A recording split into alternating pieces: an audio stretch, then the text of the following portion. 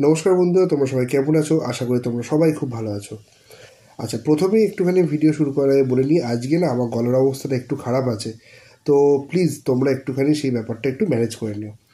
আর আজকে তোমাদের সঙ্গে যে রেসিপিটা শেয়ার করছি সেটা হচ্ছে মিল্ক কেক। মিল্ক কেক করার জন্য প্রথমে আমরা এখানে 6 থেকে 8 খানার মধ্যে পাউরুটি নিয়েছি আর 2টো ছোটো এলাচ নিয়েছি। তো পাউরুটি আর ছোটো এলাচটাকে প্রথমে আমরা মিক্সিতে এবার ঘুরিয়ে গুঁড়ো করে নিচ্ছি। এরপরেতে আমরা একটা তাওয়াতে 1 চামচ মতো আমরা ঘি নিয়েছি। আচ্ছা, এইখানে 1 চামচ বলতে আমরা কিন্তু 1 টেবিল স্পুন আমরা বলতে চেয়েছি। 1 টেবিল স্পুন ঘি নিয়ে সেইটার মধ্যে আমরা ওই গুঁড়ো করা পাউরুটি আর ছোটো এলাচ যেটা ছিল সেইটাকে আমরা দিয়ে দিচ্ছি, দিয়ে হালকা ব্রাউন করে একটু ভেজে নেওয়া হবে।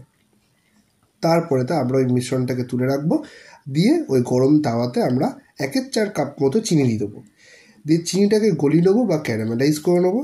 এরপরে ওর মধ্যে দেবো 1 চিমটে নুন, দিয়ে একটু নাড়াচাড়া করে নিয়েই তার মধ্যে আমরা দিয়ে দেবো 1/2 কাপ মতো দুধ। 1/2 কাপ মতো দুধ দেওয়ার পরেতে আমরা এটাকে খুব ভালো করে একটু নাড়াচাড়া করব, দিয়ে যে চিনি আর নুনের যে মিশ্রণটা সেটা কিন্তু এই দুধের সঙ্গে ভালো করে মিশিয়ে নেবো। ভালো করে মিশিয়ে নেওয়ার পরেতে এরপর আমরা এখানে দিয়ে দিচ্ছি গুঁড়ো দুধ। এখানে তোমরা সবথেকে ভালো হয় যদি তোমরা আমুল স্প্রে ইউজ করো, কারণ আমুল স্প্রে দুধ দেওয়ার কী বলো তো, একটু ঘনত্বটা বেশি থাকে।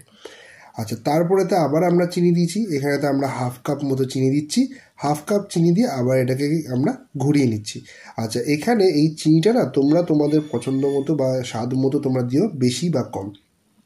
তার ভেতরে আমরা আবার দিয়ে দিচ্ছি 1/4 কাপ দুধ। তার প্রথমে গেল 1/2 কাপ দুধ, তারপরেতে গেল 1/4 কাপ চিনি, দিয়ে আবার আমরা দিলাম 1/4 কাপ চিনি। তো সেইটাকে দিয়ে আমরা এটাকে ভালো করে ঘুরিয়ে ঘুরিয়ে নিয়ে মিশিয়ে নিচ্ছি। তারপরে যে ঘি দিয়ে ভাজা যে পাউরুটির গুঁড়ো আর ছোটো এলাচ যেটা ছিল সেইটাকে আমরা প্রথমে রেডি করে রেখেছিলাম, হালকা ব্রাউন করে ভেজে রেখেছিলাম, সেটা আমরা এর মধ্যে দিয়ে দিলাম।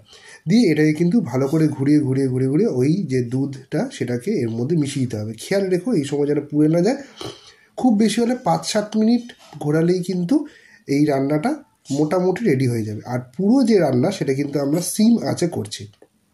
আচ্ছা, অন্যদিকে একটা থালার মধ্যে আমরা ঘি একটু মাখিয়ে রেখেছি। ঘিটা মাখিয়ে তারপরে মিশ্রণটাকে আমরা তার মধ্যে ঢেলে নিয়েছি, দিয়ে আমরা এখানে একটা শেপ দিয়েছি।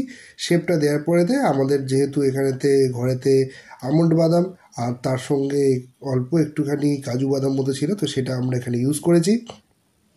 দিয়ে ভালো করে এইগুলোকে একটু হাতে করে বসিয়ে দিচ্ছি। খেয়াল রেখো যতক্ষণ না ঠান্ডা হচ্ছে, নর্মাল টেম্পারেচারে যাতে আসছে, ততক্ষণ কিন্তু ফ্রিজে ঢুকিও না। ফ্রিজে আমরা 2 ঘন্টা রেখেছিলাম, ব্যাস আমাদের রেডি মিল্ক কেক। তোমরা কিন্তু খেয়ে বলো যে কেমন লাগলো, আর অবশ্যই অবশ্যই আমাদের লাইক, শেয়ার, কমেন্ট আর সাবস্ক্রাইব করো। আর একটা জিনিস বলবো, আমরা কিন্তু এখন ফেসবুকেও আছি। ফেসবুকে স্বপ্না আড্ডি যে পেজ সেটাকে তোমরা প্লিজ লাইক করে দিও আর ফলো করে নিও। Thank you.